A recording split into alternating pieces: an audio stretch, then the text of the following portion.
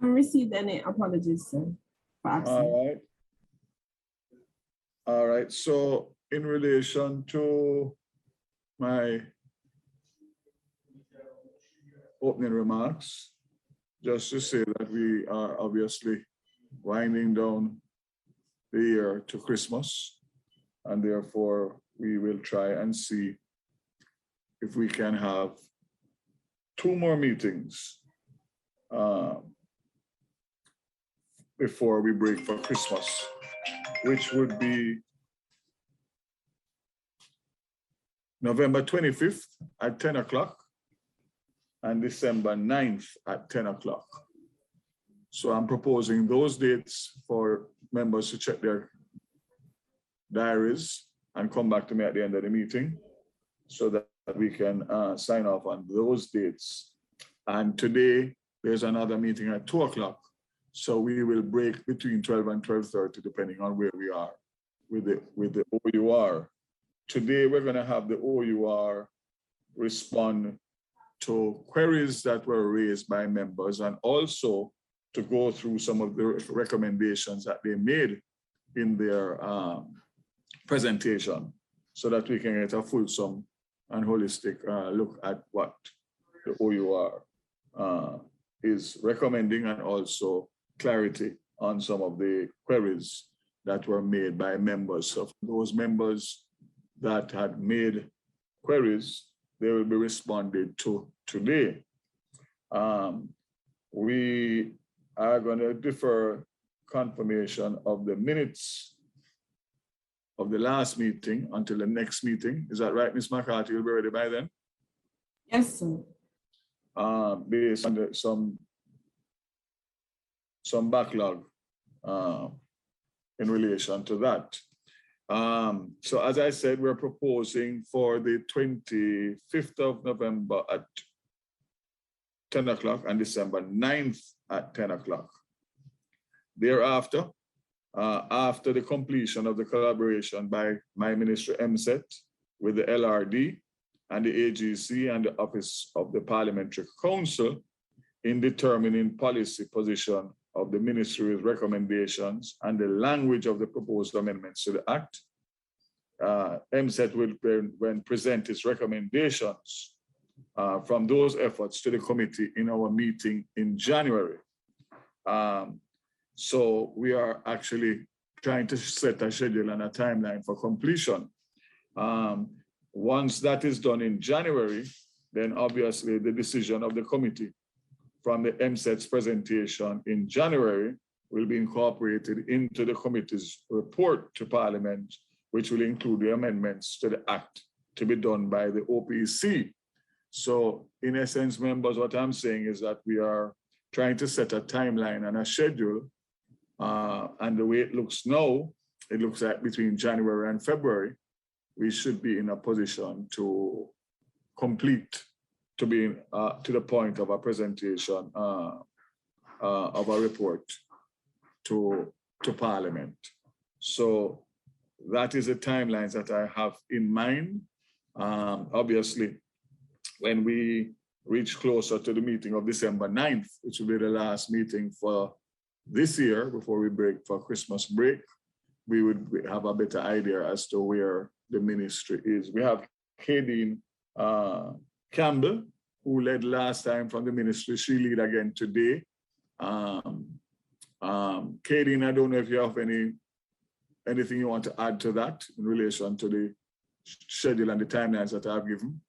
So, sir, before Ms. Campbell goes through you, I saw an email just now from Member Hilton that he's going to be absent today. Okay, that's Member Hilton. Yes. Okay. All right, Ms. Campbell, Kadeen, you were saying? I have nothing to add at this time, Minister. You have anything to subtract? You have nothing to add. You have anything to subtract? No, not at this time, Minister. All right, so members, that's where we are in relation to our timelines. As I said. Just ask a question. Yeah, yes, Member Paula, go ahead. Yes, sorry to interrupt you, Minister. In relation to the timeline, you mentioned the 25th. Remember, we had, oh, let me turn on my video.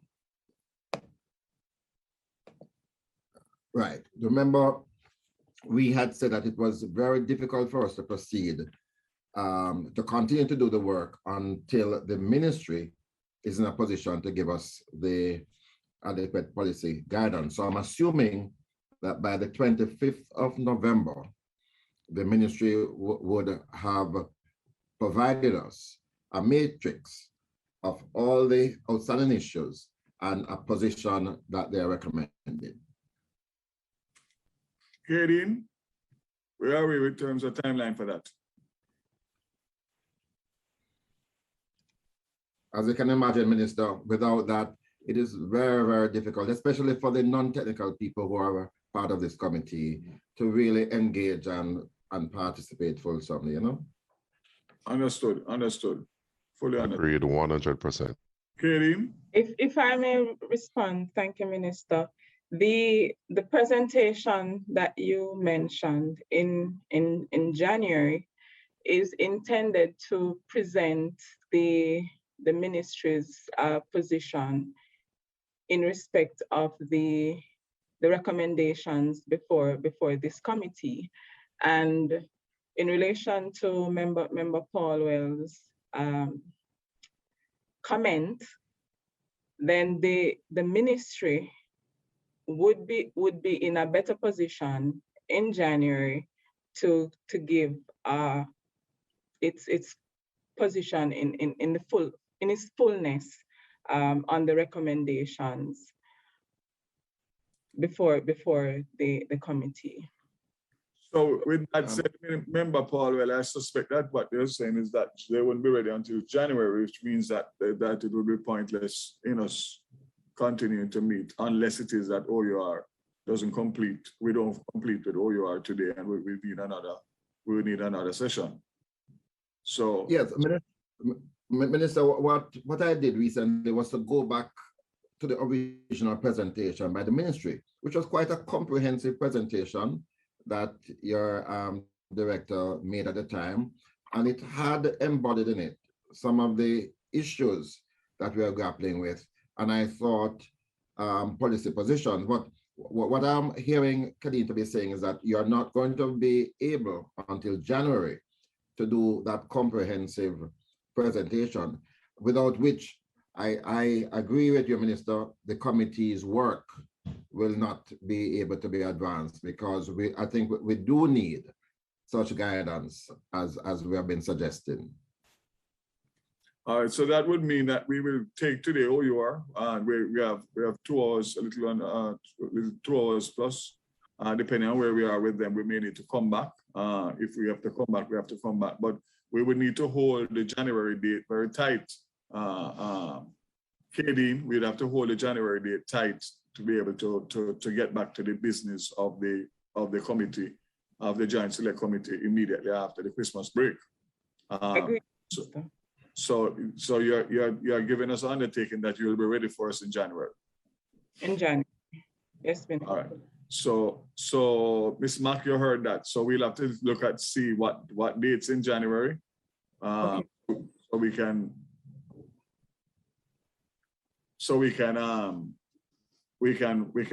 set dates.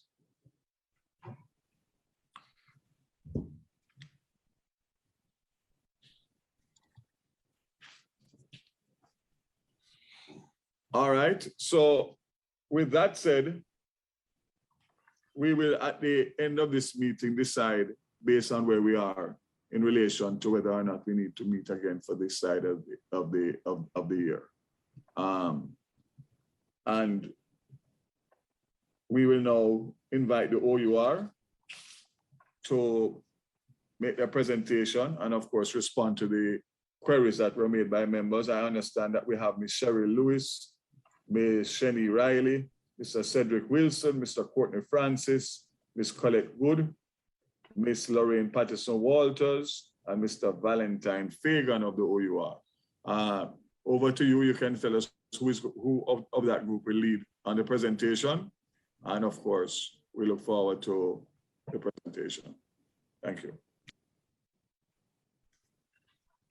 I'm on as well, Minister, but so answer to it.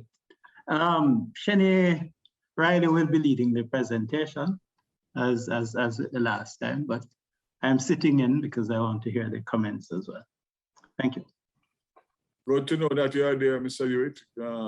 Thanks, The buck stops with you, so look forward to our engaging presentation, and of course, the members are anxious. Go right Thank ahead. you. Okay.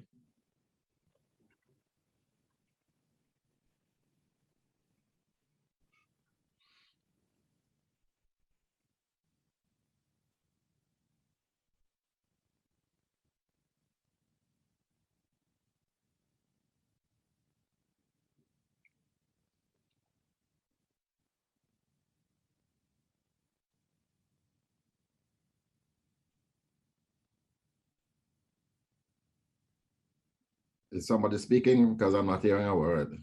Okay. Not hearing anybody. Oh, you are? Over to you.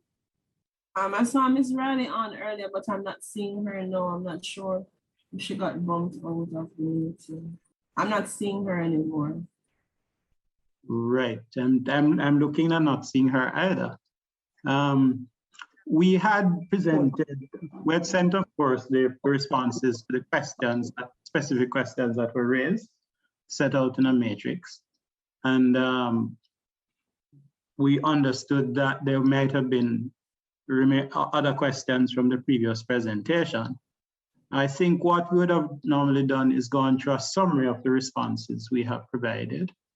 Shani is still not there, so I am going to ask, in her absence, Cheryl, do you want to provide us with take us through the summary?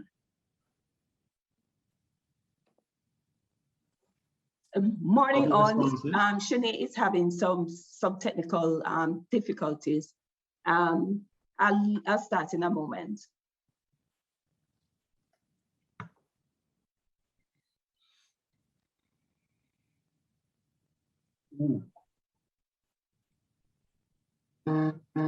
Terrible background.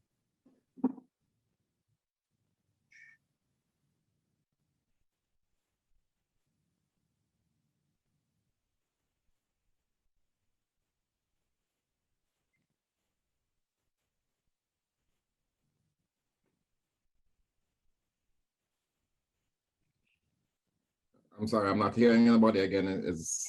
Am I missing out? No. Let's indicate she'll start in a moment. Okay.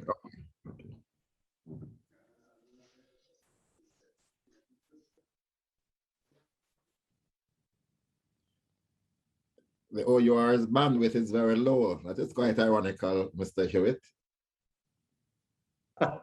Well, the one from office, I think, is good. I think Shani might be presenting from home, which is an issue. Yes. And I'm sure Member Paul will be able to help. That's what I was going to say. No, Member Paul will stand ready to assist where that is concerned. Because he has been concerned from morning that he's not hearing from her. So I'm sure that will alleviate the challenges that she's having. Okay. The big man around here is Minister Vaz, not me. Morning again, all. I will just go through the matrix of the Joint Select Committee's comments and the OUR responses. The first was with regard to the oversight of the gas sale agreement with a New Fortress. The JC comment was that the committee had sought information on the role of the OUR regarding the oversight of the GSAs and whether additional customers such as New Fortress Energy contribute to the cost of infrastructure of the LNG hub. And the OUR response, we pointed out the OUR's functions and indicated that the OUR has no oversight function or approval powers in respect of gas supply agreements, but it does review the gas supply agreements and requires submissions of all GSAs by licensees to the OUR when we are doing the negotiation process or approval of the PPAs. The gas supply agreement at the time when NFE had implemented their plans was reviewed by the OUR, and the provisions in it indicated that there was a volume discount when certain levels of volumes were actually attained. And we set out there a table indicating the volume discounts that would be achieved at any given point in time when a certain volume pertaining to additional gas being passed through the LNG facility. And so we indicated that the GSA pertaining to the Bogue facility was amended in April 2016 to allow for new pricing based on the Old Harbor facility coming into operation. And in that amendment, the per unit variable rate payable for gas was reduced once the Old Harbor facility came into operation. Also note that if JPS develops a new facility at Bogue, which is supplied by NFE, then the fixed cost would remain same, thus reducing the per unit pricing on volumes of gas purchased.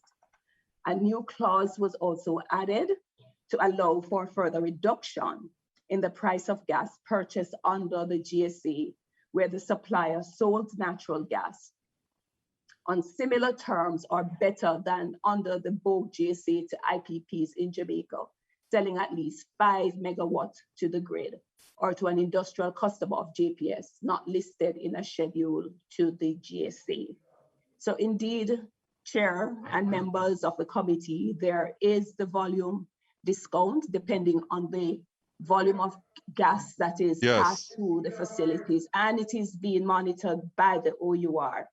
In fact, the OUR had even indicated to JPS about two to 3 years ago when they were looking at their right of first refusal, exercising that right to, and we indicated to them that they should ensure that when they're exercising that right, they should also check the gas supply agreement to make sure that any volume discounts would be applied to the per unit purchase price of LNG to those units. So that's our response. I don't know if there are any questions pertaining to that. Yes, Minister, but let me see if anybody else would like to speak first. I would love to respond. Go ahead, Member Paul. Yes. All right. So I think this is a fundamental issue as to the role of the OUR. And just to be clear, the OUR reviews PPAs, including gas supply agreement. Does the OUR mandate enables you to enforce provision, declare provisions unreasonable? Where are you in the negotiations and the final outcome, just to ensure that your mandate to enable least cost is achieved? Is the OUR's role a proactive role, or you just have to abide by what those PPAs say? Well, member, the OUR in its negotiations with, moderate the negotiations with the PPA.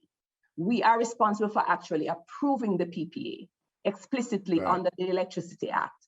So when the licensee and a prospective IPP producer are having negotiations, what the OUR does is to moderate that negotiation and to ensure that the provisions are adhered to. Usually it's a very standard PPA in some terms, but there are some terms, particularly Schedule 6, and there are other schedules there that the OUR is actually responsible for. So what the OUR does is to review the entire PPA, look at the provisions, if there are any unreasonable provisions that are not consistent with either the electricity codes which we have promulgated or any other determination notices that we have issued. and of course, the provisions of the law in terms of legislation and regulations, then what the OUR does is actually indicate to both parties, and the PPA is modified accordingly. So yes, the OUR does have that oversight responsibility and does exercise that responsibility.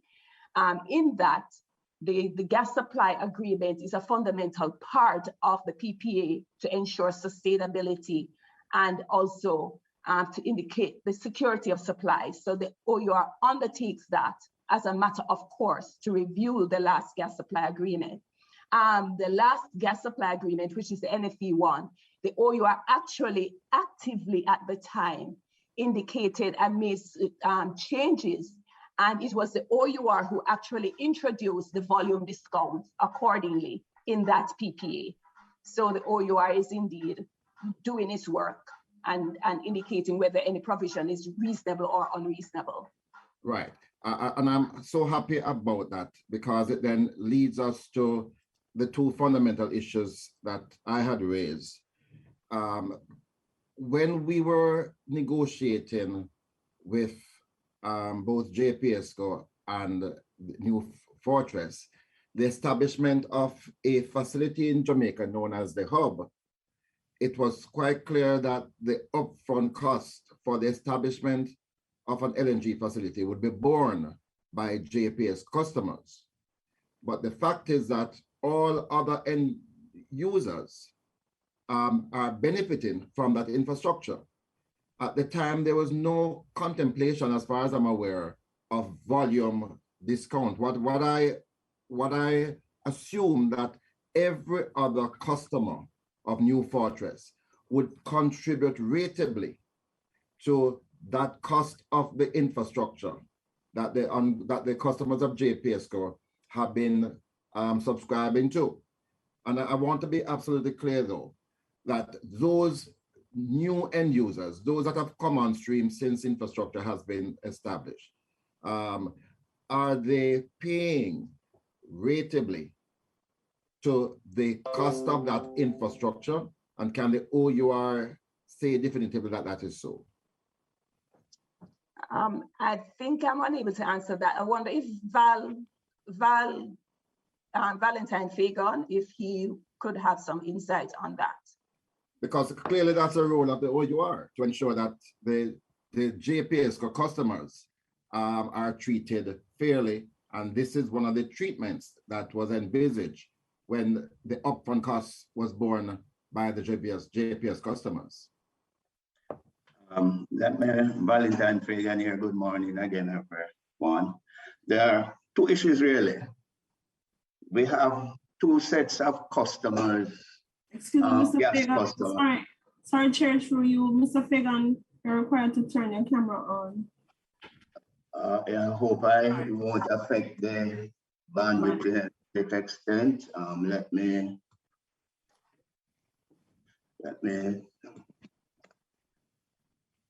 Good morning again, everyone. I hope you are seeing me now. Yes. There I go again. Oh dear.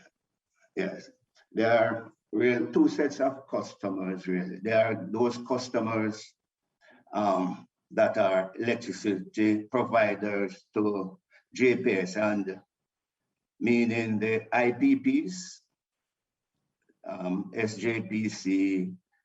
In fact, if the other private powers who are so qualified, such as WKPP and others, are using gas, then their volumes are also part of the discount mechanism.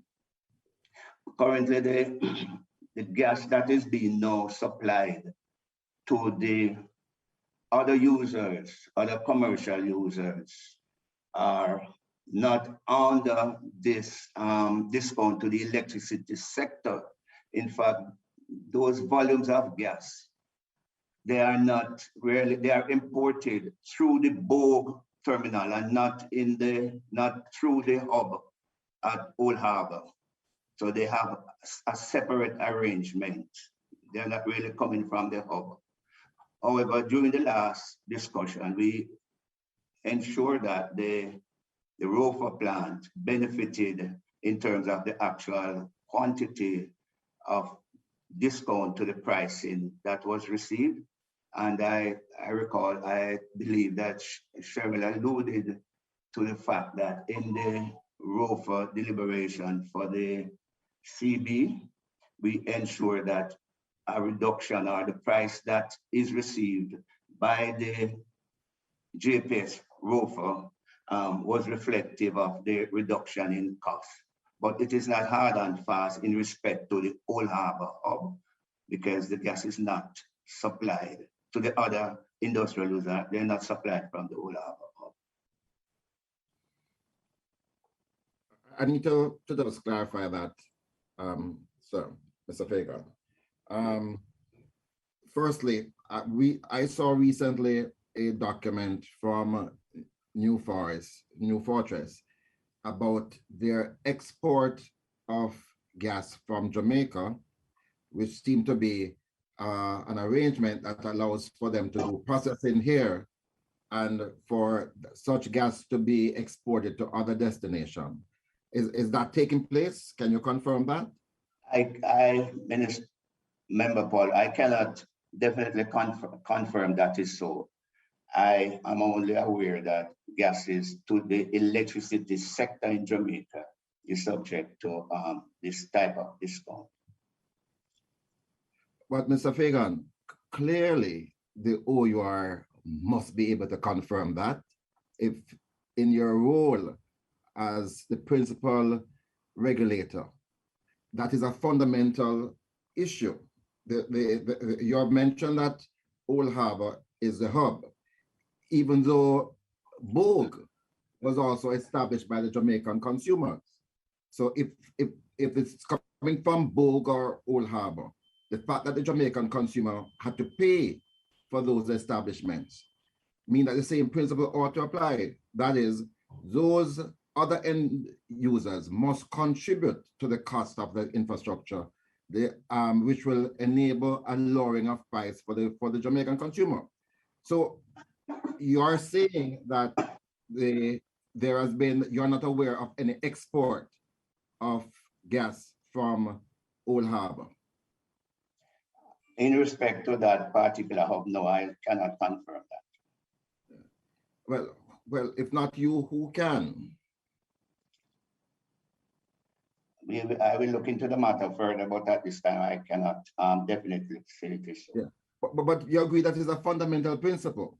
If the Jamaican consumer would have paid for the establishment of this facility, then if other people are using it, then that cost ought to be shared, which is the point I've been making. I understand you, member, but the point is that we need to look at whether the full cost, because the volumes that, because of the small scale of our LNG requirement, that facility has been utilized to the extent of 16% or less at the time.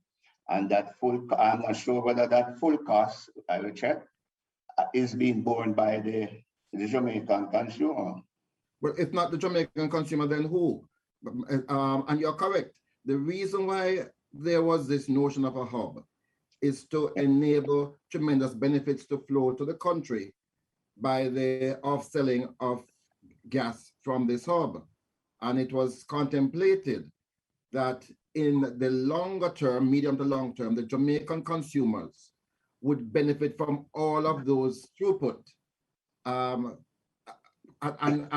because the price of electricity today, Mr. Fagan and Minister, is still so high, it becomes a major preoccupation, certainly by me, that with the advent of LNG, we are not seeing the corresponding reduction in the price of electricity. And for me, this is the most fundamental issue. And the role of the OUR will have to be called into question.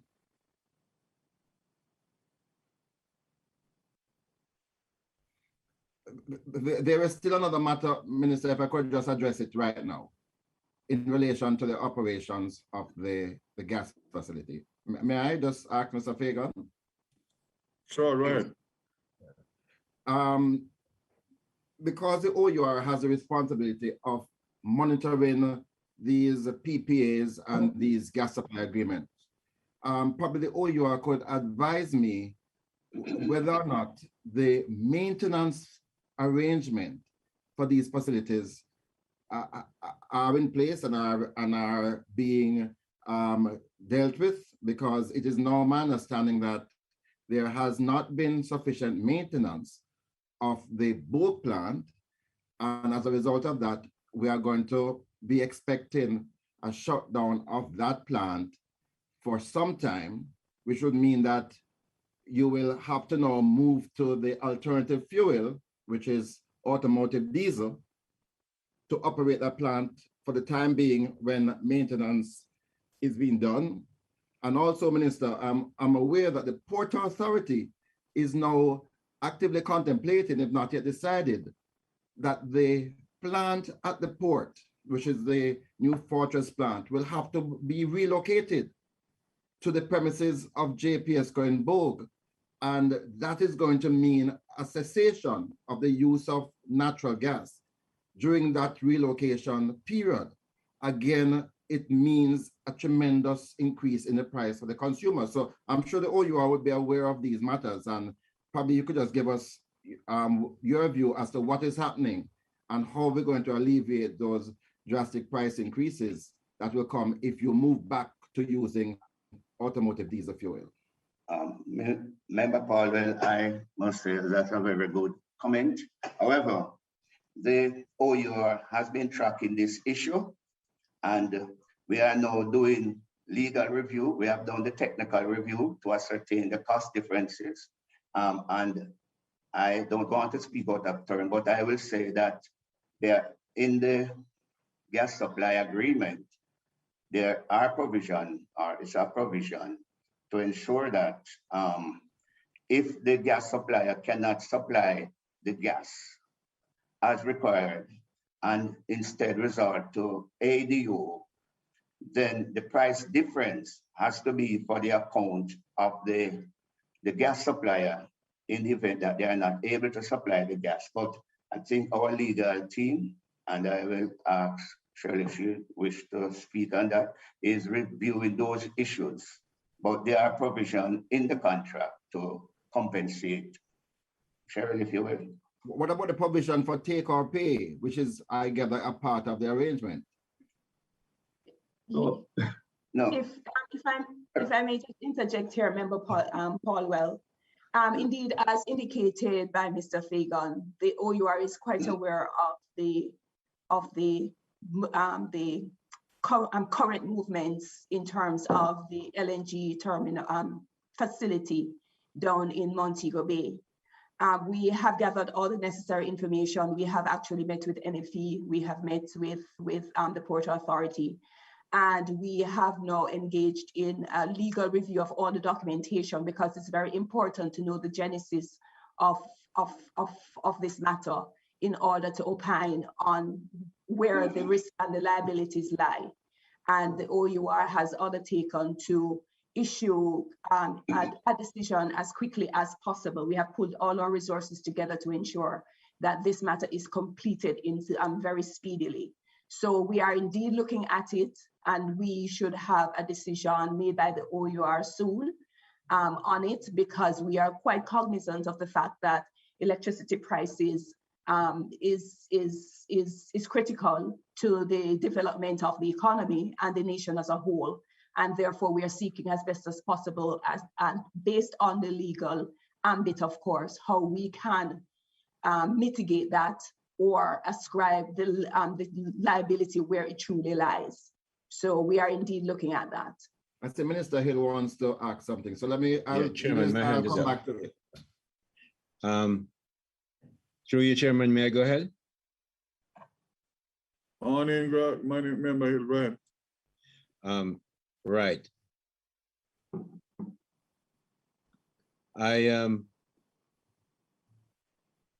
I'm listening to the conversation, and while we look at the discount price, I think the real issue raised by Member Paulwell about the price of energy and coming from the source is really, I believe, Mr. Chairman and colleagues, linked to the take or pay clause that was agreed. Now, clearly, one looks back in hindsight, and you can say all kinds of things you want. At the time when a pioneering industry comes into a country, I'm realistic enough to know that there is generally a pioneer's premium. But this pioneer's premium, if I may call it that, Mr. Chairman, extends over, I think, a 20-25-year period. I don't know, because I don't have the contract here with me, what are the exit arrangements that may have been given to that take or pay, because although you start a pioneering business in a country, you can't be given pioneering premium for the entire life of the contract. So I think, Member Paulwell, I would like to join with you and talk about the price that comes to the consumer because of the agreement we have. But you know that the negotiators did give this take or pay, and we need to look at that take or pay clause because it is vital. I can't see how it could extend forever, and it seems to extend for the life of the contract. From what I've heard, I haven't seen it. So I need, while we look at the other aspects, an incredible important thing is that take or pay. If you don't take the gas, you still have to pay for it. Poor people still have to pay for it. So we need to look at that aspect. I see the OER colleagues there. Maybe they can shed some light on this, or maybe others can. Okay. In relation to the take or pay obligations included under the contract, I think we have to step back a little and go to the historical context of the negotiations that occurred and what was the norm at the time in GSA agreements. At the time when this GSA agreement was negotiated, the shale gas industry in the United States had not taken off just yet. And so the availability of gas around the world on each market was very tight, whether it was the Asian, European, or the United States market, and they were not exporting. And so the price of gas at the time indicated that, you had to secure your supply in such a way to ensure that you had it for an extended period of time and the long-term contracts. Since that time, however, with the advent of shale gas and the flood of gas on the market in the United States, to the point where the United States has now started to export gas in very large volumes, then the dynamics of the market have changed significantly. However, we are still within the context of a GSA agreement. Therefore, if it is that we would wish to change the take or pay arrangement, that would have to involve a renegotiation of the gas supply agreement. And as such, that takes it into another realm, which I don't think that we can actually discuss that here, because it would have to be the parties coming together to negotiate a new gas supply agreement and revoking the other one. One also has to bear in mind that at the time when this gas supply agreement was negotiated, the underpinning of it also would have affected, as Senator Hill would know, the financial aspects of the project and how that project is actually financed by the financiers. So in changing the gas supply agreement now, that also has to be borne in mind. So it is not just simply a matter of reviewing the take or pay arrangements. It's a matter that the entire thing would have to look at on a holistic approach. And so the context of that would be much larger as we move along. Yeah. Ms. Lewis, Sure. if I may, Member Paul, just let me respond here and I back off. Ms. Lewis, as you rightly said, I would know. I lived by gas fields for many, many years, and Rastanov Qatar was available. I know that background. You notice I said I'm not going to use hindsight on it. If I were to use hindsight, I could say lots of things. We're not going to waste our time on that. I concede that there's a take or pay, and I'm conceding that it's for 20 odd years or whatever the contract is. I'm saying to you, a pioneer's premium, which is what I'm calling it in economic terms, it shouldn't last all that time. Now that negotiators may have come to that agreement for whatever reason they came to it for, doesn't mean that the Jamaican taxpayer must continue for another 15 or how many years we must continue at. And usually, this government has no history of breaking contracts, and this administration is not going to start that history. But certainly, when we see things don't work well, we may have to go back and say, look, man, the world has really changed. Our people are still very poor. They're paying for this, and we need to renegotiate. And you're right, this is not necessarily the place to talk about that, but the issue has to be raised in relationship to the price issue that Member Paulwell raised. Thank you, Member Paulwell. Over to you. I just wanted to be clear, because you are absolutely right that the issue of take or pay is a major issue, and it has arisen before in this committee.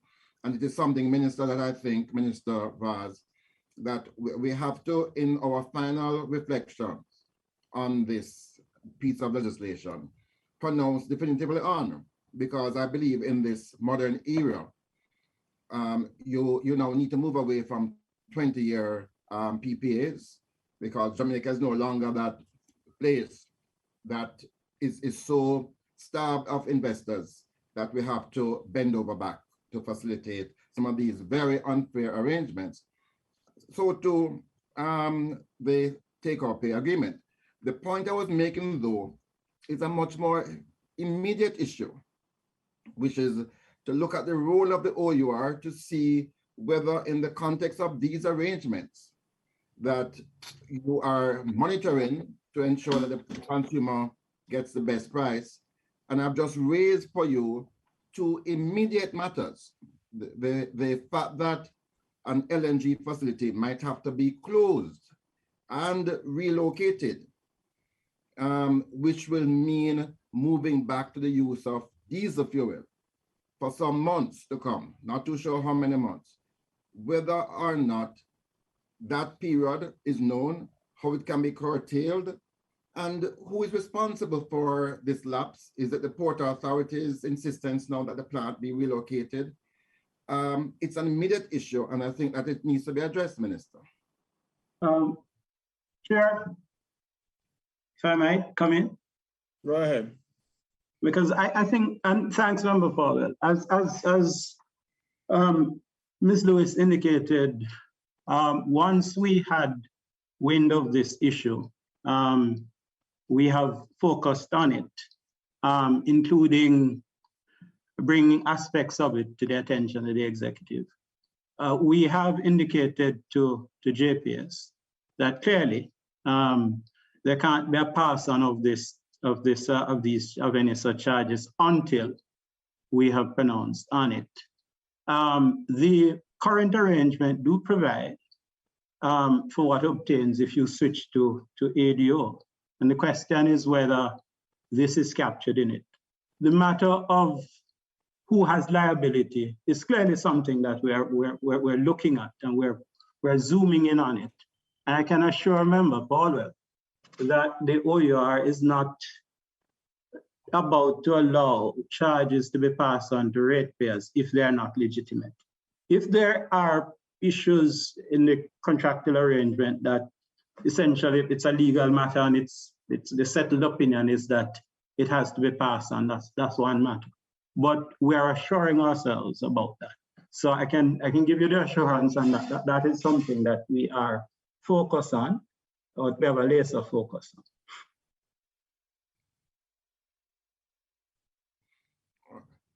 And just, Minister, to be clear now, in relation to the price for the infrastructure of the LNG facilities, whether or not the OUR could definitively, as Mr. Fagan wasn't able to say so, to indicate who are the end users apart from JPSCO, what rates do they pay, and are the Jamaican consumers thereby compensated for their down payment on these infrastructure. If the OUR will come back and be specific, definitive on that matter. Sure, Minister. Sure, Member Fowler, we'll take that and look at it again. Look, we have been very clear even at the onset of these negotiations, because I do recall them. And we were concerned about if the facility cost is completely, if it's borne by current consumers, how you recover in the future. So that was not an issue that was lost in the negotiation. I think what you're asking for is assurance that that principle has been followed through on, and we will check on it again. I'm fairly sure that it is embedded in the arrangements, but sure, we'll look at it again and provide the whatever the outturn is, we'll let you know. Minister, back to you.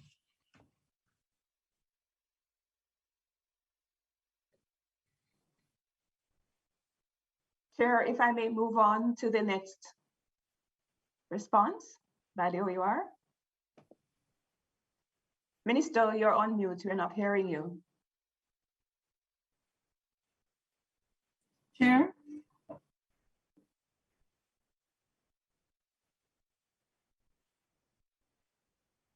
Go ahead, Annie. Go ahead, respond. Very well, Minister. The second query which we had coming out of the committee regarding the avoided cost, and I will just highlight it here before I ask Mr. Fagan again to respond. The private sector organization of Jamaica observed that there was confusion in the industry regarding the definition of the term avoided cost, and therefore clarity was needed on how the term had been derived as part of the Act. Also, the Jamaica Energy Partners' recommendation that avoided cost should not be used as it creates a false floor. It was posited that the avoided cost coupled with the right of first refusal may prevent customers from benefiting from the lowest cost, and the right of first refusal holder would bid just below the avoided cost value, thus meeting the requirement. However, if it should be used, an independent body should determine this, as it can be manipulated, and such a critical values method of calculation must be stated in the Act. And then the committee indicated that based off the fact that this was the OUR who had determined the avoided cost, should respond to this matter. And so I pass over to Mr. Fagan in this regard.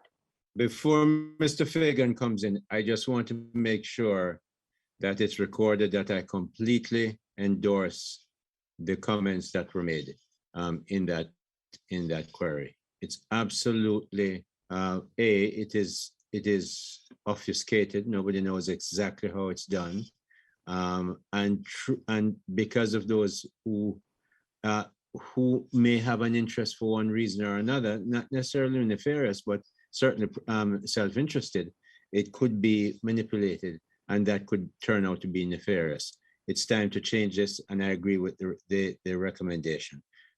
Thank you, Mr. Chairman. Mr. Fagan. Thank you, Member Hill. As indicated by previous speaker, Ms. Cheryl Wilson, based on the query that we have received, we are unclear as to the basis of the observation that there is confusion in the industry regarding the definition of avoided cost. Because it is our view that the Act 215 clearly define the avoided cost. And this is in accordance with sorry, international use or definition, where the avoided cost is an efficient benchmark, and it is usually defined as the incremental cost to provide additional capacity, but for the purchase that the utility would normally provide. So it will What's the base? The base is the issue, Mr. Fagan. What base do they constantly use? I tell you why. For years, I was told that the base was coal. I said, when last did we use coal? 50 years ago? No. 100 years ago? No. No, that might have changed. But I was stupefied when that base constantly came at me. So it's not just that the law is there. I think the comment also mentioned about the base. But member, please, thank you for that comment. But I was coming to that point in respect to how not necessarily the definition, but how the cost, the avoided cost was derived. And it was derived, and I'm not sure, well, let me not say I'm not sure, but coal was never a part of the mix in terms of the definition of the avoided cost. The avoided cost that obtained was computed through an generation and optimal generation expansion plans, which contemplate feasible options such as natural gas, renewables, including solar, wind, hydro, and other fuel sources such as biomass. The last computation of avoided costs was the OUR assisted the MSET by we used their outcome of their IRP plans to compute the avoided cost. So it was the output of that plan was fed into the computation for the avoided cost. And that plan certainly did not include any arrangements for coal, include instead natural gas, renewable resource, wind, solar, and hydro. So it was on that basis, on the numbers presented to the OUR and reviewed by the OUR. It was on that basis that we computed the avoided cost.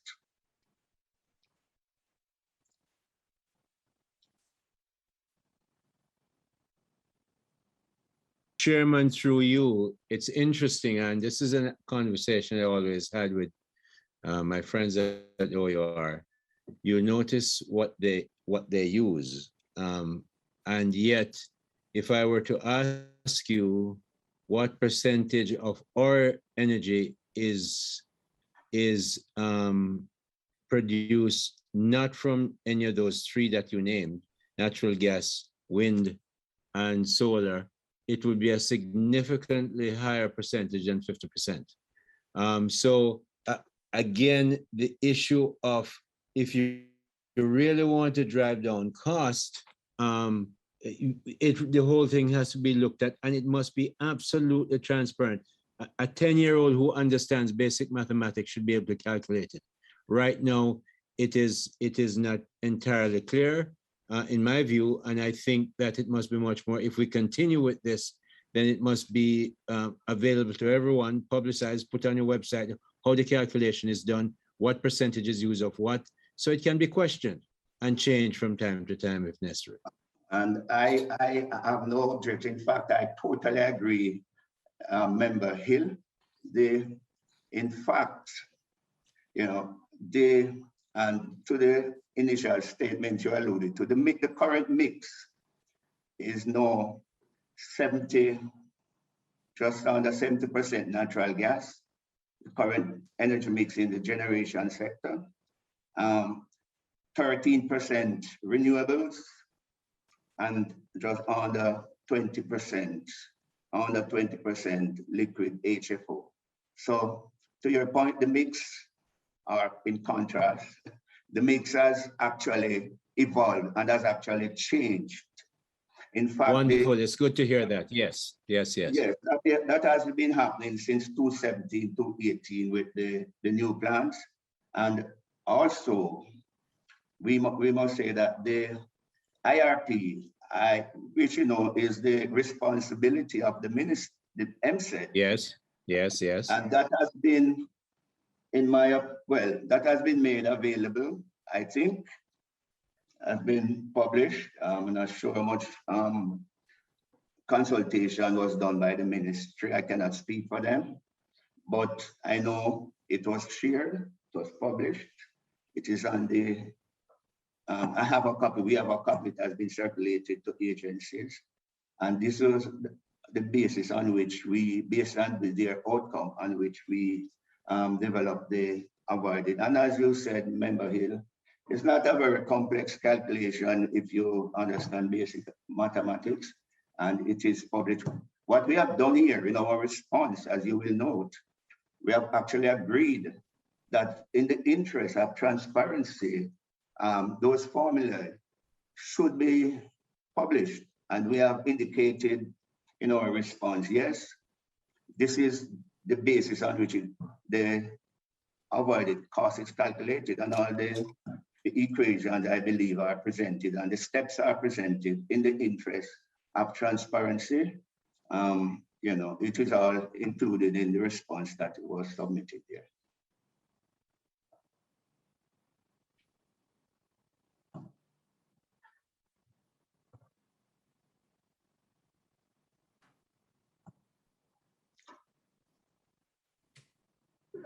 Members, I'm going to ask that we just remain silent for 2 minutes. There is a PBCJ JDF announcement that is taking place. Ms. Mack, what is it that's happening? It's in honor of the veterans that fought and died. The puppy. Oh, Veterans Day. Yes, sir.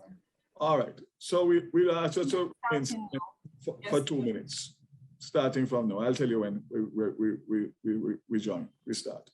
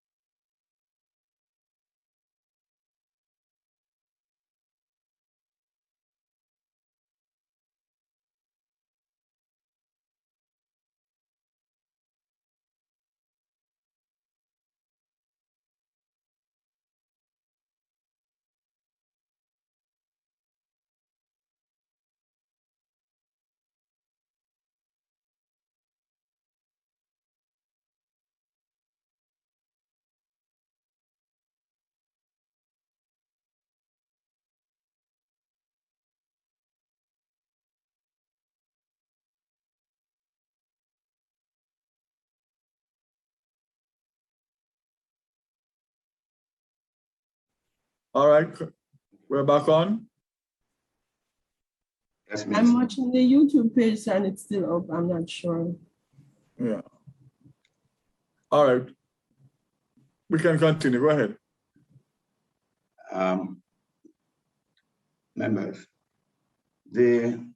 as I had shared to you, if I must say that we have actually outlined the methodology that was used in the computation of the avoided costs.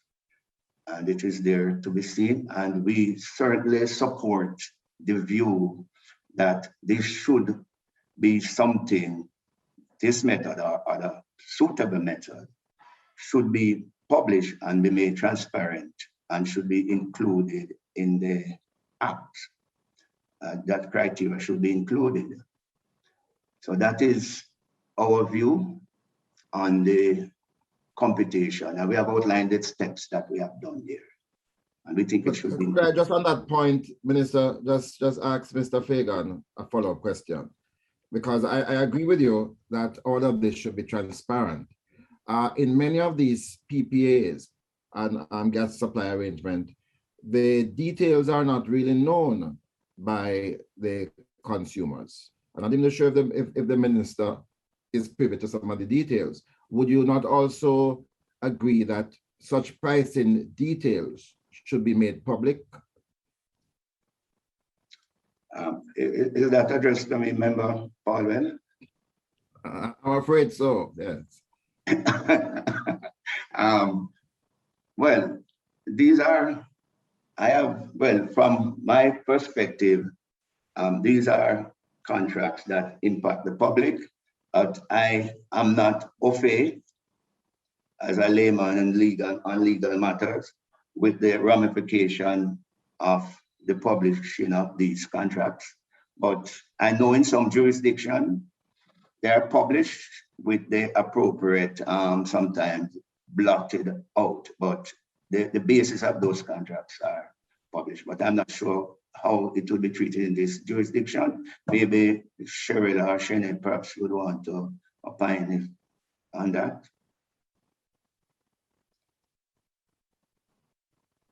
With regard to contracts, such as a gas sales agreement, they are treated as confidential documents unless the parties give permission. The OER does not have the power under current legislation to actually publish them. So that may be something that this committee would want to consider on its review of the Electricity Act. And Chairman, I think your ministry should note that, and my very, very strong recommendation that these things be made public. Any noted? Noted, Chair.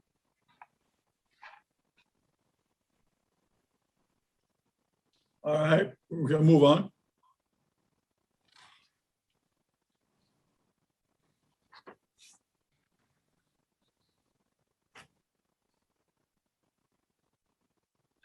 Cheryl, you're muted if you're speaking. Thanks, Chair. Yes, thank you very much. The next matter on the list of comments regarding the net billing, and the OERs had the OER had recommended that the definition for net billing be changed, and it was currently defined as specifically referring to persons who have entered into a standard offer contract with the single buyer, which is JPS, and this should be modified to reflect the potential for such arrangements with any other supply licensee. It is suggested that the reference to the single buyer in the definition be replaced with a supply licensee. And the committee agreed that the OER should provide advice on the net billing arrangement as is, and other elements to provide incentives for investment.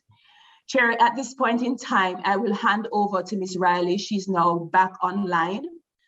She was having some technical challenges this morning, as we had indicated, and she would also be the one to address this particular issue on the net billing. So I'll hand over the rest of the proceedings to her, as well as the answering this particular query.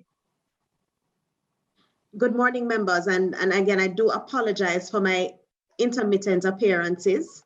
So I hope all will go well. In terms of the comment that we made concerning net billing, that was just a simple construction issue that we recognize that the Electricity Act contemplates the possibility of having more than one suppliers. And we thought it important that with respect to the net billing arrangement, it not be specific and exclusive to the single buyer. But in the event that there are other suppliers who do have licenses, and that is when the whole structure of the electricity changes, then they too will be required to facilitate net billing arrangements. So that's the underpinning of our comment that we would have made back in April. But in our response, we did give an idea of what happens under the net billing arrangement. It actually was an initiative of the OUR prior to the Electricity Act, where we saw this as an opportunity to enable the island to achieve its renewable energy targets, where there would be householders as well as small commercial customers of the JPS who would have the ability and desire to set up their own self-generating systems using renewable sources, and a means by which they could get rid of any excess energy that they would be generating without having to invest in batteries, and could somewhat finance the investment that they're making into these facilities. The net billing arrangement would be an excellent idea, because then JPS would be required, as their energy becomes available, to purchase that energy from them. So the framework entails the integration of small-scale renewable energy facilities, so only up to 100 kilowatts for small commercial customers, 10 kilowatts for residential customers, and JPS would be required to purchase any excess energy that they export to the grid on an as-available basis at the prices that, that goes back to the avoided cost discussion earlier. The prices would be set based on the avoided cost that is determined on a short-term basis. The OUR now, since the promulgation of the Electricity Act, only has responsibility for approving the standard offer contract, which is the commercial arrangements that are entered into between JPS and its customers. In terms of the policy framework that would guide and govern net billing, that now is within the purview of the ministry.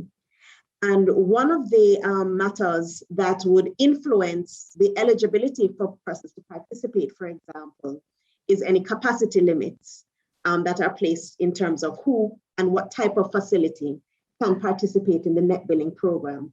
And the Electricity Act specifically places that responsibility in terms of establishing those capacity limits in the hands of the minister. Under the standard offer contract, it addresses such matters as the payment mechanism in terms of how JPS should pay the standard offer contract customer, the rights and responsibilities of the parties under the contract, any applicable technical standards and requirements, and how any interconnection costs are to be allocated. Persons who wish to participate in the net billing program, they're required under the Electricity Act to apply for a license from the minister. And once their facilities are approved by the GEI and JPS, then the interconnection can be made, they sign the contract, and the relationship continues. Since the introduction of the program, there have been a few initiatives that have been pursued to examine the program and see how it can be enhanced. So in 2015, the National Renewable Energy Lab, which is an arm of the US Department of Energy, actually did a consultation and developed a report looking at concerns and other issues in terms of the procedures that are connected to the whole net billing arrangement, both the licensing procedures and the connection procedures. And one of the recommendations coming out of that has been a whole examination of the process. And we believe some of that would have been taken on board by the ministry when it took over the licensing regime with the promulgation of the Electricity Act. Another matter that is underway is the development of net billing regulations that would better define the framework that governs the program.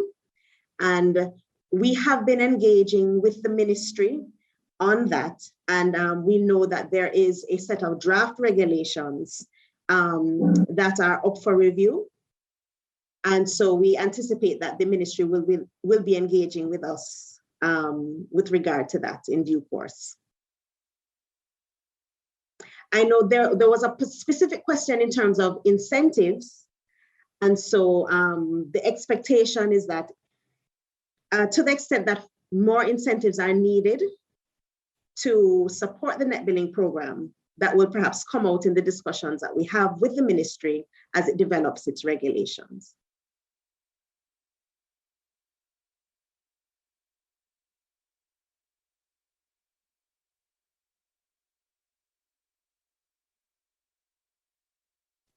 Minister, my hand is up. Go ahead, Mayor. This is a very timely and particularly important issue because of what is happening in COP. They're coming back next year to really ramp up the fact that renewable green energy must be a part of every country's development of energy resources.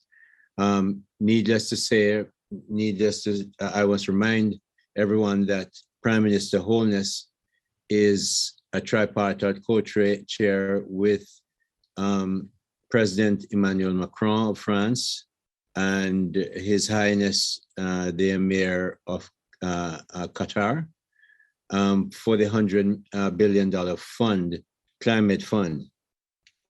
As we in Jamaica look at ourselves as a small island state with exposure to the elements, the sea is eroding hellshire. If you think it's not true, just go out there and flick back your mind as to what used to happen as near as even 10 years ago. The sea has taken over the stands that we used to buy from a Miss Mary or Miss whatever the lady's name. Right there, it's gone. So we know that whatever you want to label it, the sea has taken over that part of hellshire and elsewhere it's happening. So we have to look at how we get more renewable energy usage. Minister Vaz, you know that we discussed this at length at the Arizona State University, where they have done this survey in Puerto Rico to show that if they just use solar energy on the residential rooftops, not even the commercial rooftops, they would have about 3 times, maybe 2 to 3 times the amount of energy they have from what they produce, from what they actually need. Most of their energy now comes from heavy diesel or whatever they use. So we now must look at this net billing arrangement in terms of getting distributed renewables to Jamaican people. Right now, renewables are bunched in sort of big clumps. Member Paul, 47 megawatts, 50, whatever it is. Those are by a few investors who, if it works well, they get rich. There's some benefit to the people who use the energy, but we can have direct benefit to direct Jamaicans to their houses if we make the net billing arrangement much more easy to use. It's cumbersome. In a sense, you can't get JPS out of the way because they are the utility, but they have their own interests. In fact, they got involved in the renewable energy business, and they're the ones also approving. So it's sort of like BCCI. When BCCI had a branch here, the good loans go to BCCI, and the bad loans went to the partnership. So you have to make sure that we are, as much as possible, taking out any kind of conflict of interest that will hinder the growth of renewable to individual small owners, and consideration is being made to ensure that financiers who finance mortgage also finance renewables as a matter of course, but that's down the road. But net billing right now, Minister, and it's in your ministry, has to be streamlined, made easier and less cumbersome to use, so that ordinary Jamaican people will be encouraged to use renewable energy and we get rid of as much fossil fuel as we can. Thank you, Member Hill. And as you know, ASU is coming here next week, so we will continue that discussion, which is looking very, very positive in relation to the study for Jamaica. My hand is up, Minister. May I? Go ahead, Member Paul. Yeah. Let me thank the OUR for that clarification in relation to net billing. Ms. Riley is a very good employee of the OUR, because she mentioned that this was an initiative of the OUR, and I'm not going to argue too much today on that. When my book comes out, we'll be able to grapple with that, especially because the person who had to sign those licenses, then hundreds of licenses, would have shared some responsibility for the initiation. But I wanted to just clarify. That's an act of graciousness, Member Paul. Hold it for the book. Yes, in my old age, I'm trying to be, more modest.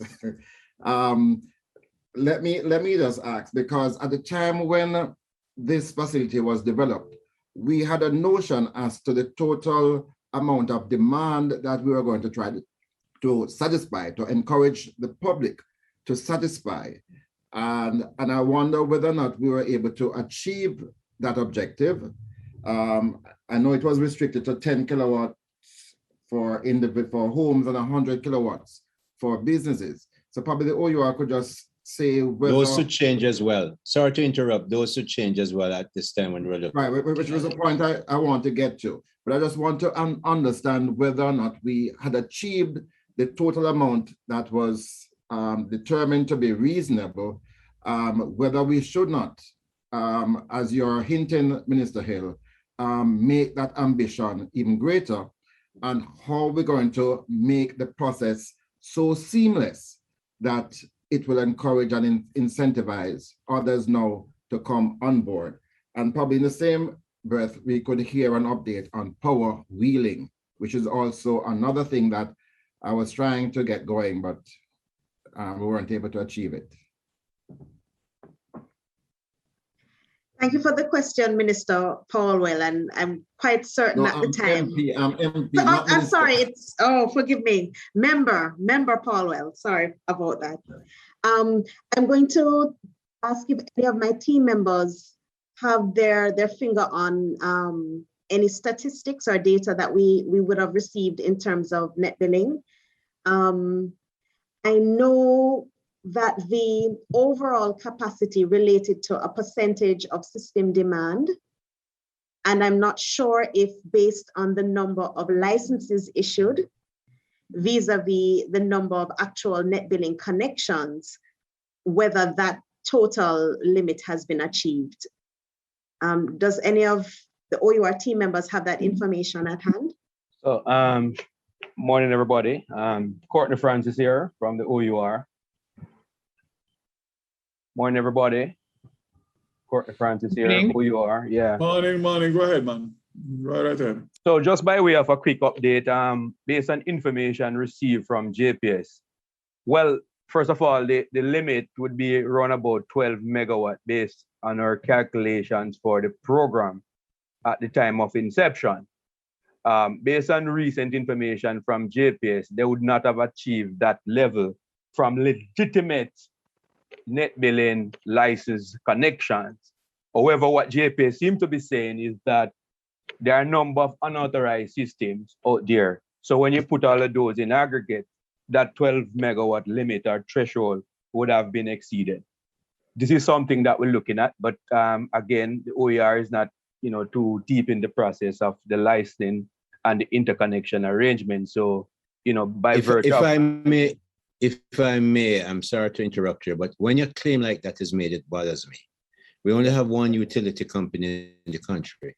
Yeah. If you say that the formal things have met the target, yeah, and you're the main utility and it's your business, you can't come to a joint selective committee of parliament and say, we think and we guess when electricity is being used. They have the facility to get a fairly good accuracy. They could come and say, we have done this, and the probability of being accurate is between 90 and 100%. There's a little bit of but we can't take that statement. So really it shouldn't be posited here.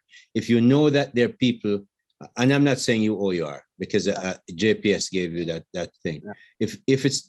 If it's known that people are doing that, they tell us every day that they're losing $200 million US dollars in theft. So if they know that there are unauthorized people out there doing that, they should be able to give us a rough estimate and not just say we think that it may have been met when there's a target set by the government or whoever said it. Yeah, well, to be fair to them, member, they had indicated that the number would be in the 9 to 10 megawatt range. But so just to indicate to you that they are saying that if you look at the whole construct, I mean, so they would not achieve that 12 megawatt level, which is the authorized threshold.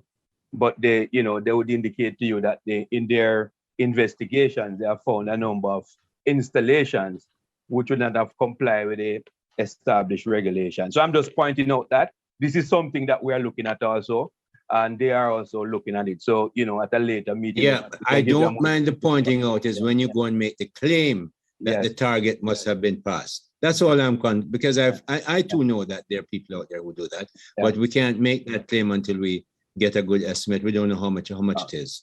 So we have to go on what is authorized and what we know.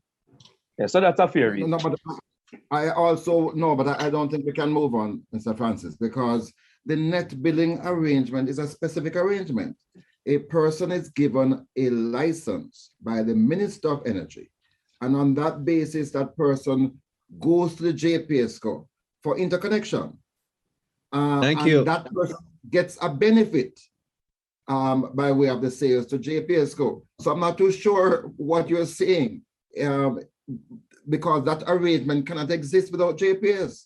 No, I agree. I agree, member. All I was just trying to inform you that based on what JPS indicates is that they would have about 9 to 10 megawatts. But in their some things you mustn't repeat.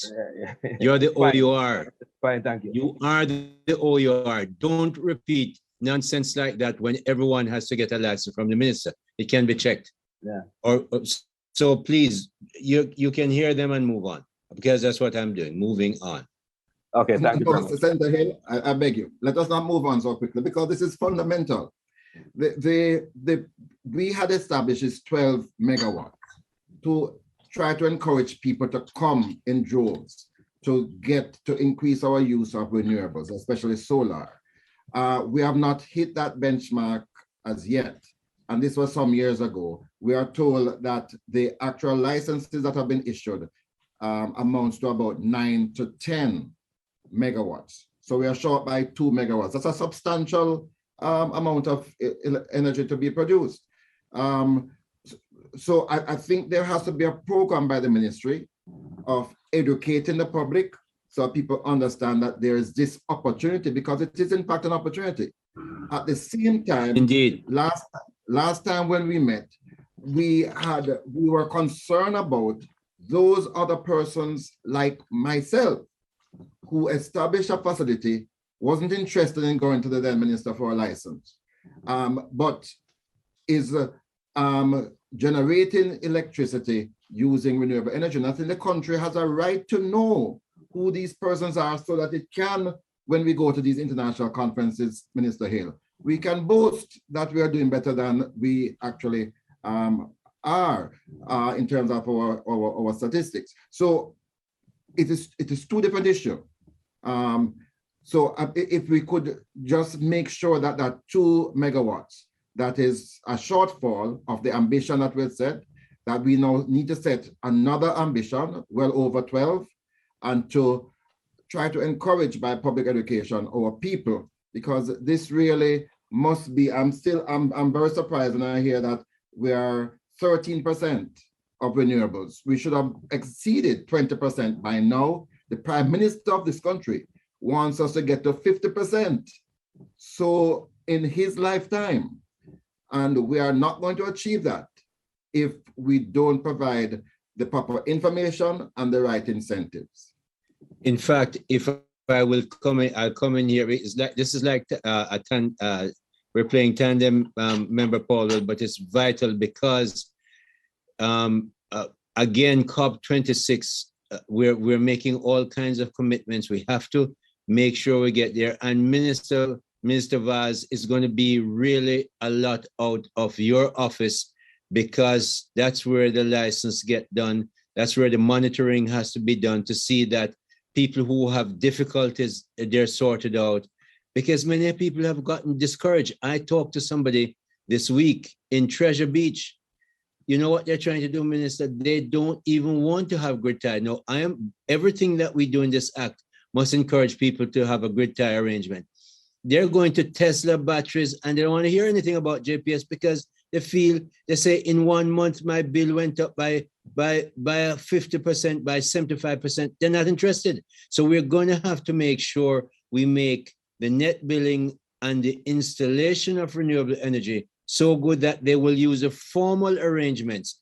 Otherwise, the very thing we fear about producing so much renewable energy that the grid gets weak will actually happen because of the way we're administering it. We have to change it because people are getting fed up and they want to get off the grid.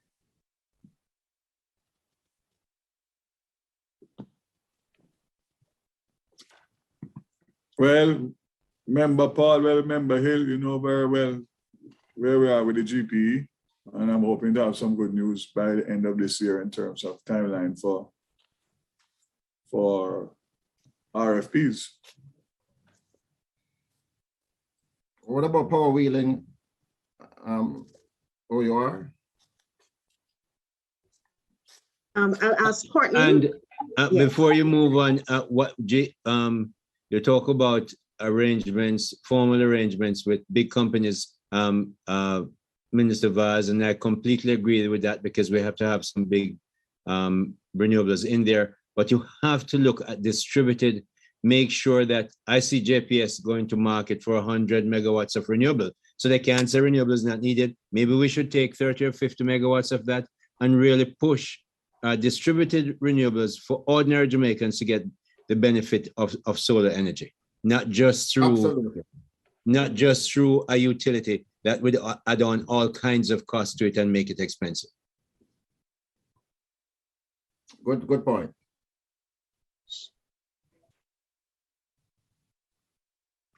With regard to power wheeling, there was actually a query that was submitted to us on the matter, and I would just read that quickly. It was under the heading of use of system charge. JPS's recommendation to expand the term use of system charge to include any cost to be incurred by the single buyer to enable the wheeling of the electricity. This was intended to capture the recovery of incremental investment in the grid by the single buyer, which was required to facilitate the needs of the person specifically engaged in wheeling to ensure that this additional cost was not borne by other customers. It was noted that wheeling had not happened in Jamaica, despite being a part of the policy for some time, based on, among other things, the issue of system charge. And the committee agreed that the OUR should provide the necessary information.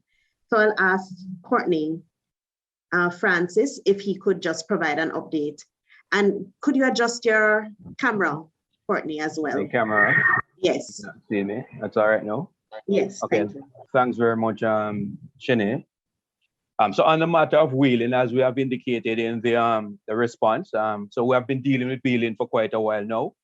And after a series of consultations, sector consultations, we in 2018 timeframe, or 2018-2019 timeframe, developed the final criteria for JPS 2019-2024 rate review process. And so what we did was to outline the requirements for JPS to propose the charges and conditions associated with wheeling during that process.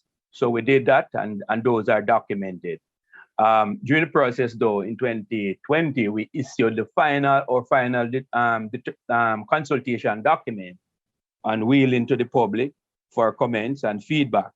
So after receiving those, we issued a determination on the wheeling methodology. So that was about the whole framework for wheeling. And a part of that process, we also attach a wheeling code and a draft wheeling contract along with the methodology for comment. So after receiving those comments from the public, we issued the final determination on the wheeling methodology.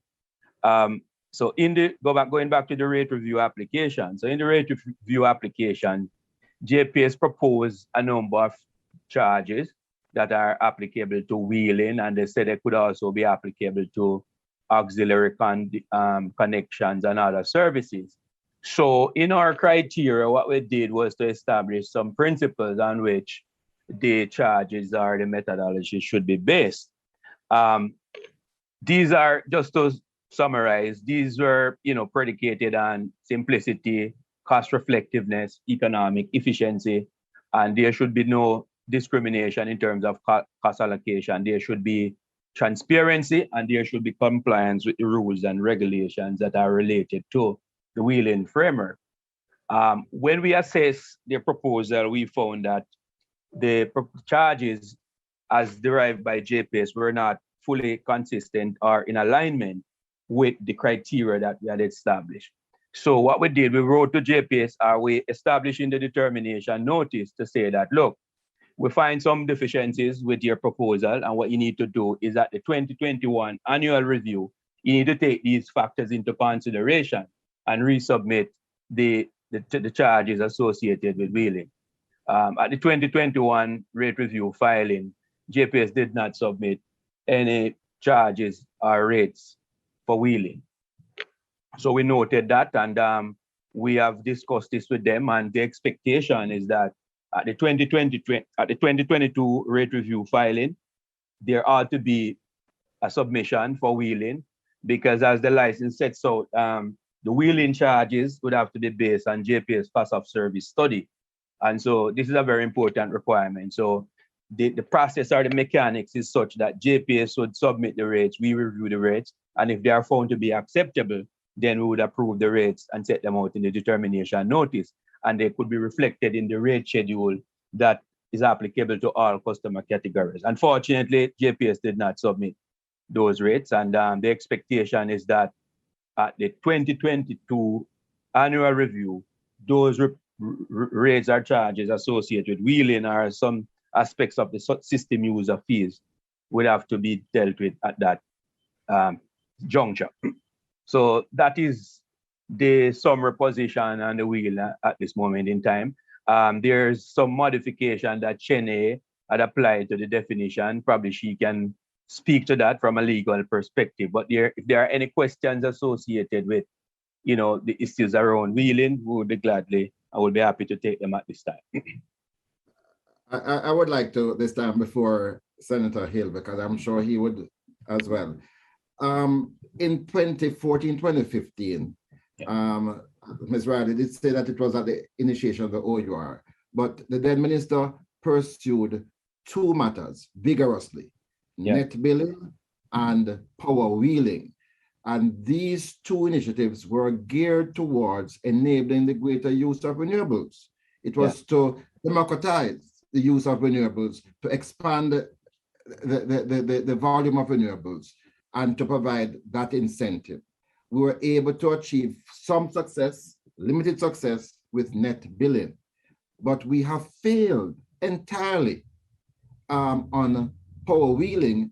And what you're saying to me now, that after 6 or 7 years, the OUR doesn't feel that it has the power and the mandate to impose a wheeling arrangement. Why the JPSCO seems to be the body that carries a yes or no on this matter. Why the policy that that Minister Vaz is now pursuing, which was the one that I did pursue, that is, we must incorporate power wheeling in the mix. Why for 6, 7 years it has taken us so long, and why are we still waiting on the JPS for this? Why isn't it imposed by the OUR? Well, member, to be clear. Courtney. Sorry. If I could say something here, that Cedric Wilson, OUR, of course. There are several things here that we need to be clear about. One, there's a difference between the pricing methodology and the framework within which the wheeling should take place. What Courtney spoke about early on was the pricing methodology, the tariff methodology which we developed. The second aspect of it is the framework within which wheeling should take place, which is necessary before pricing can be applied and people can actually do the wheeling. At the moment, there is that framework, the ministry is responsible for it. We have signed off on the methodology itself, the pricing methodology, but the framework within which wheeling should take place is really with the ministry. And what is happening now, there is a team, a collaborative team between, a collaboration, I should say, between the ministry and the OUR. And there might be other stakeholders, perhaps Shane could see on that, to develop the framework. But to get to Member Paulwell's question about what has taken it so long, is a number of factors that has interplayed. One, the OUR actually developed the pricing framework, and we did some work on the framework itself. And we were taken to the tribunal on it, and we were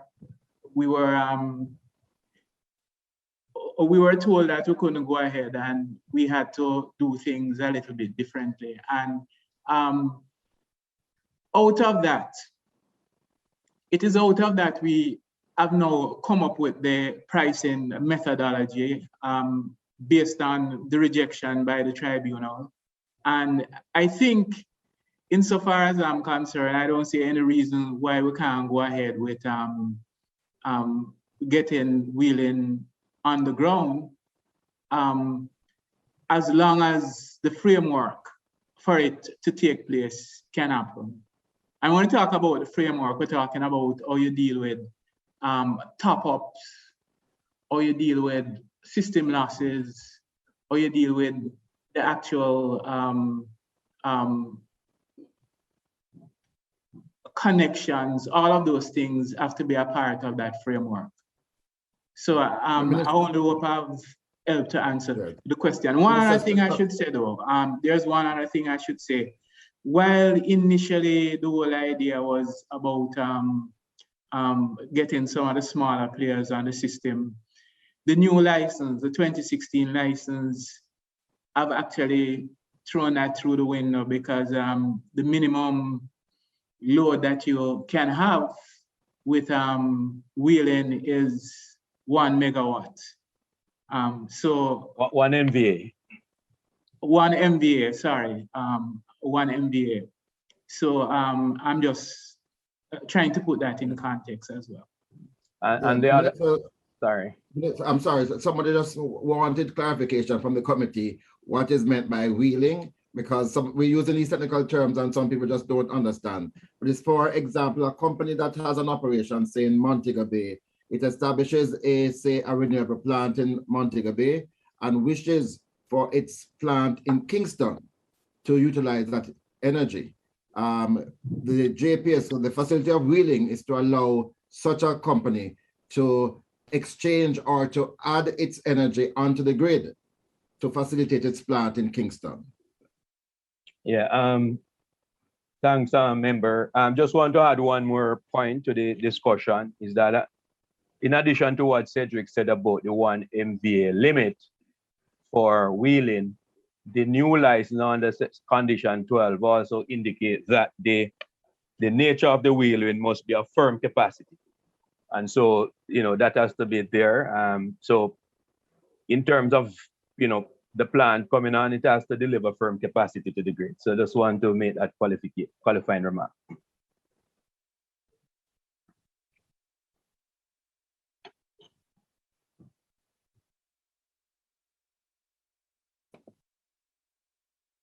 have a comment on wheeling. And Minister, my colleague, Chairman, as my colleague, I'm really encouraging the ministry to do really what former Minister Paulwell, who I know drove this hard.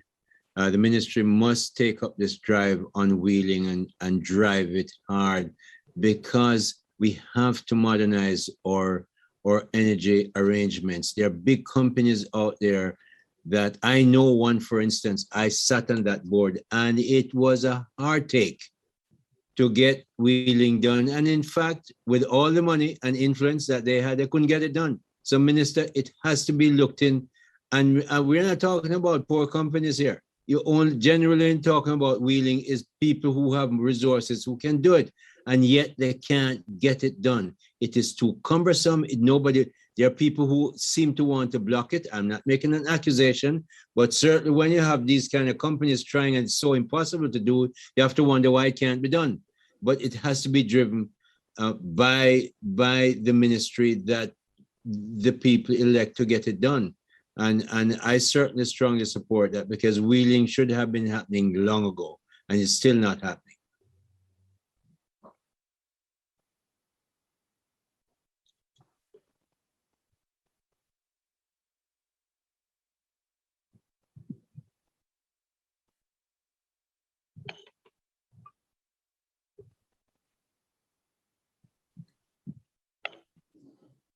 Anybody, any other member on this matter?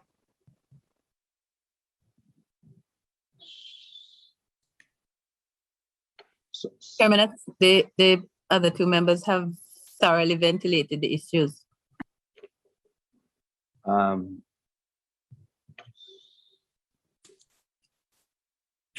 just mind you as well, Chairman, I join with everything, especially Member Hill has said, especially his last comment regarding power wheeling. I mean, you know, you have to wonder if there's no real desire to get it done. So I join with the other members.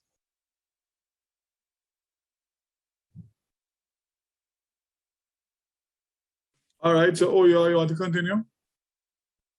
Yes. So there was another aspect of the wheeling comments from the committee relating to concerns that JPS raised about recovering incremental costs associated with the user system charge. I'd ask Shani if she wants to speak about that. But essentially what it is saying is that when a self-generator customer requires some extension or some upgrade of the system, they are essentially saying that to facilitate some form of connection or services, what JPA seems to be saying is that those costs should be a feature or reflected in the user system charge. And as we have indicated, as defined, the user system charges tend to be a very broad charge construct, where is a charge approved by the OER to address access to the transmission and distribution network. And so we have made some modifications. I proposed some modifications to the definition. So I'll just ask Shanae to take up on that.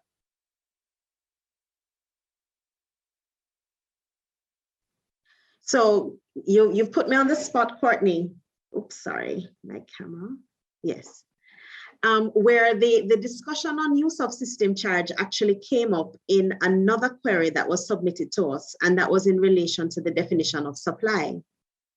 JPS had raised the issue of supply and had proposed a new definition that supply with respect to electricity means the activities involved in the sale or provision of electricity to consumers. And in the comment from the Joint Select, it says that it was noted that the definition as presently worded created a lacuna in the law, which allowed persons to avoid the application of the act where electricity was provided to a third party without the supplier charging for the service. It was believed that the inclusion of the word provision or a suitable mechanism would plug this gap.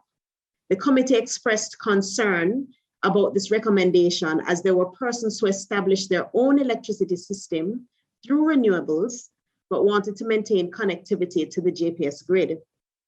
There were also queries on whether this was related to system charge or demand charge, and the need for clarity to ensure it was not an attempt to penalize such persons. There was need for greater use of renewables, and this must be encouraged based on agreement with the flexibility in determining what was regarded as renewables, but without unnecessary restrictions on those consumers who wished to incorporate their own system as part of their energy supply. The committee agreed there was need for clarification on the implications for those granted licenses for renewables, particularly for individual purposes. So in terms of the proposed redefinition of supply that came from JPS, we couldn't at the OUR really make the connection in terms of the issues with regard to the use of system charge.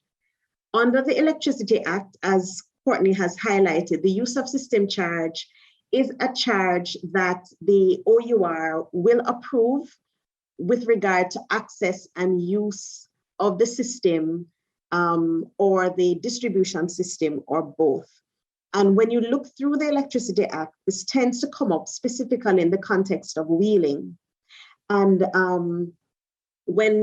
Member Paulwell had highlighted in his definition of wheeling, what would, I guess, theoretically occur is that when a power wheeler introduces or exports electricity to the grid, in theory, that electricity would utilize the transmission and distribution system of the JPS so that electricity can then be supplied at its branch or at its other location elsewhere. And so what is contemplated is that use of system charge would cover the cost of utilizing that transmission and distribution system, including such matters as the capital costs, the operational and maintenance costs, and I guess there would be a component to address losses as well that would cover the costs to JPS for facilitating that use of its system. And so that's essentially what a use of system charge would be. Also, it would come into play with anyone else other than a power wheeler who would need to have access to the JPS system. For example, a self-generator who only connects to the grid to receive supplies. For example, if it needs top-up or it needs system reliability support. I hope I'm saying that correctly, Courtney. And in those instances, the use of system charge would cover the cost to JPS to provide that facility to those self-generators. And so we didn't have a difficulty with the definition of use of system. And we have, even though we don't use the term use of system charge, for example, in our tariff determination, there are charges that we have approved that would effectively be deemed a use of system charge. For example, the standby charges that we have approved in the most recent tariff determination. I don't know if I should speak to the whole issue of the definition of supply now, or if the members would wish to comment on that or perhaps clarify the concern.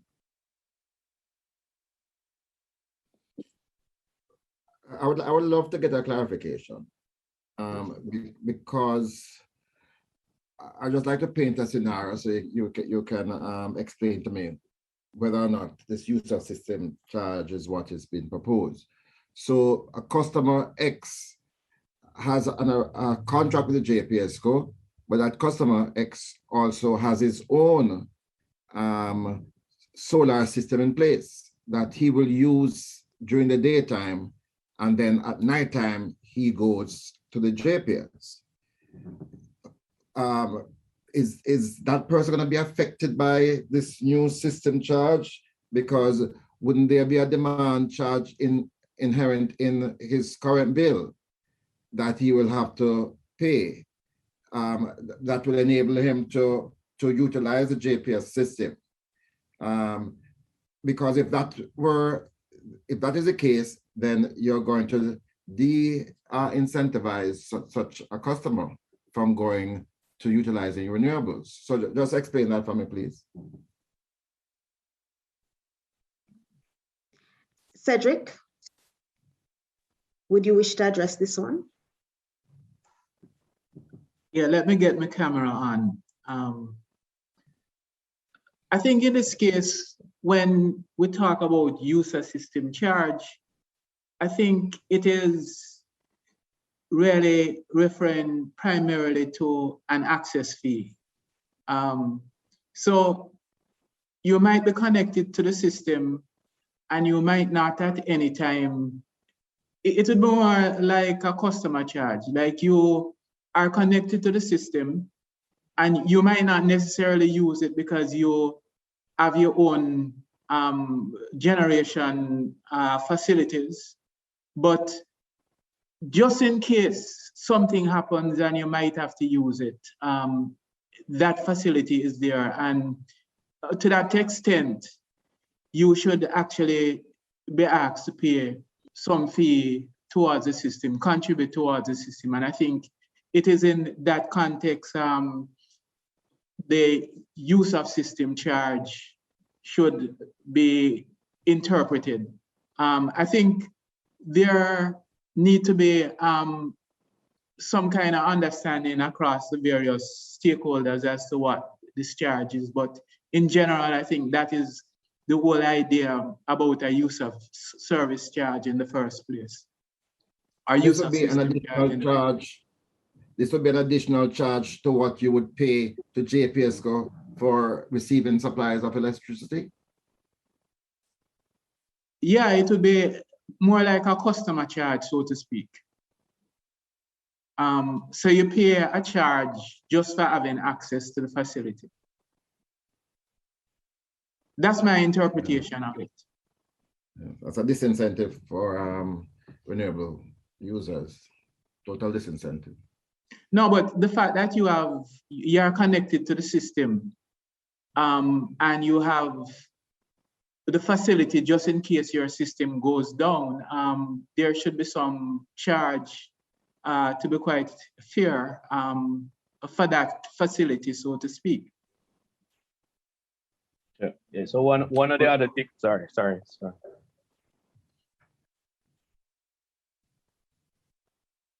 No, I was just trying to say that one of the other components of this charge could be that where self-generators or other entities wish to connect to the system and use the system, there might be some incremental costs that would be incurred by the utility, specifically regarding interconnection, which might not have been reflected in the tariff structure and the existing rates. So I think what we're trying to capture in that definition to say if there are any costs that would have been the utility would incur as a result of that particular self-generate or entity want to access the system, then they should be able to recover those costs. So essentially, that is what we're trying to reflect as part of that charge also. And essentially, my suggestion is that the OUR, in keeping with the government of Jamaica's policy of incentivizing people towards utilizing more renewables, ought to exercise a bias, in support of renewables. You're not going to get the growth of renewables if every time the person who is seeking to establish a renewable system is faced with additional costs. It won't happen. And so incentives are meant to be biases to support a policy. And I can't see what would be the additional cost to JPSCO if it enables a customer that is still in contract with JPSCO, but is now enabling the government to save on the price of energy, to save on the price of fuel coming to Jamaica by establishing a renewable system, Why would you want to add an additional burden to such a customer rather than incentivizing them? The JPS got facilities all over the place. People can connect or disconnect. We want people to conserve, so we want people to use less electricity. Why not give them the incentive instead of adding costs to them, such as this user system cost? Why would you put that burden on such a person? Bearing in mind that you want to encourage some of your poor people to move towards renewables. So this is no longer seen to be a rich person enablement. It is to get your middle class and low middle class people to utilize renewables. Why add an additional cost to them? If I should comment on that though, I think the whole idea of providing incentives are important. And the question is really a matter of degree. You know, how much is this cost? You know, it might not be much. It's something that we have not yet done the necessary cost of service analysis on it. But suffice to, but what I should say is our responsibility as regulators is to ensure that the costs are fair. A cost is fair, right? The costs don't just disappear. If there's a cost associated with being connected to the grid, it won't disappear. It is a question of other persons on the system subsidizing that cost. But if it is a government policy, it should, I think, something like this exemption from a user fee or something like that is something I think should be a government policy if you think it is substantial enough to incentivize people to come on the grid. I think that should be a government policy insofar as my interpretation of it is. And it might be a good idea. The minister is here, so he can speak.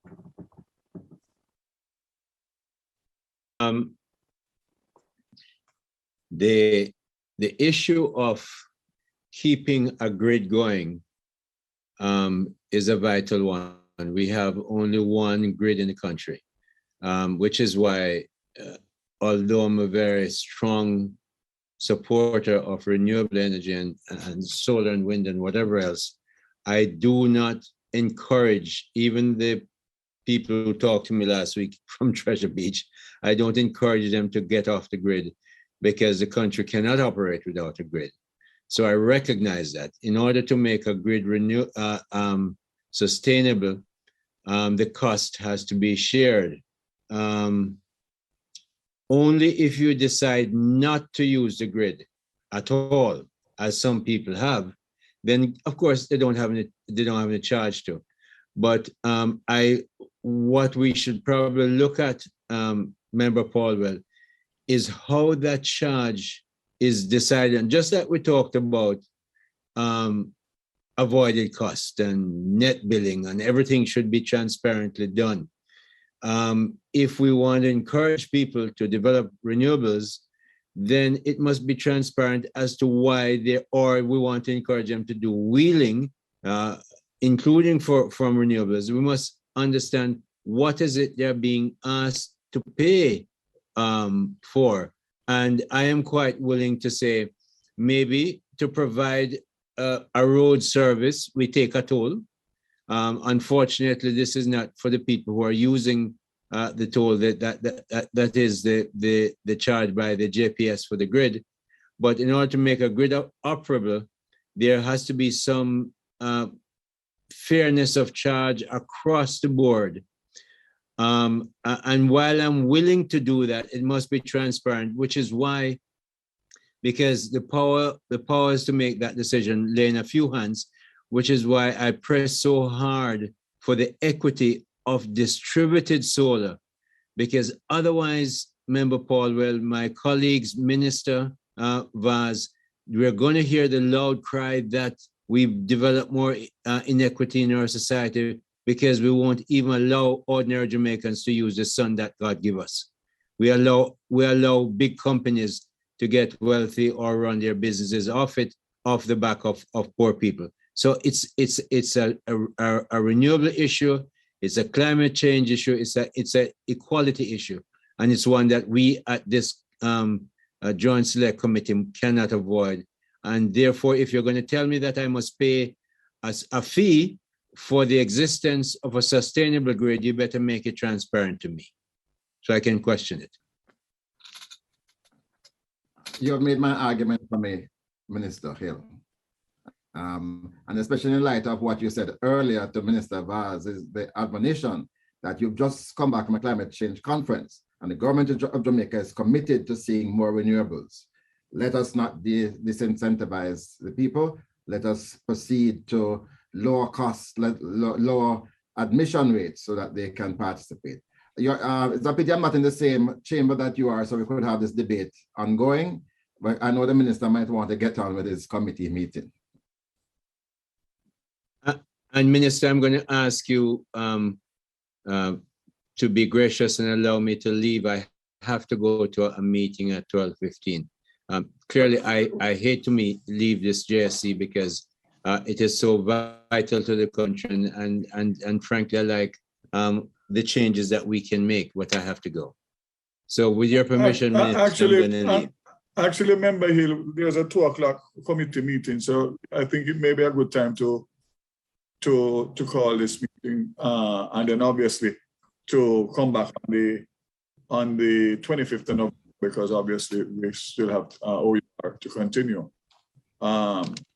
So give the staff time to be able to prepare for the next meeting. So I think at this point here, it's just 12:06. We could call this meeting, terminate this meeting, and invite the OUR to come back on the 25th at 10 o'clock. Members, everybody okay with that? Can you quickly bring us that and mute your mic, member. And hanging file. Member Hill, mute your mic. Mute your mic. All right. Yeah, so we can do that. We can do that, members, and then we can take the minutes at that next meeting. So the 25th of November at 10 a.m. Yes, Minister. Yes, sir. All right. Thank you very much, OUR. And thank you especially to Member Hill and Member Paulwell, who really have interrogated and fleshed out a lot of the issues based on their background and experience. So we look forward to seeing you on the 25th, and then hopefully if we can conclude on the 25th, the OUR, that means we would then break until January, when the ministry will then be ready to present. Until then, stay safe. See you on the 25th. Afternoon. Thank you, Minister, and everyone, and goodbye.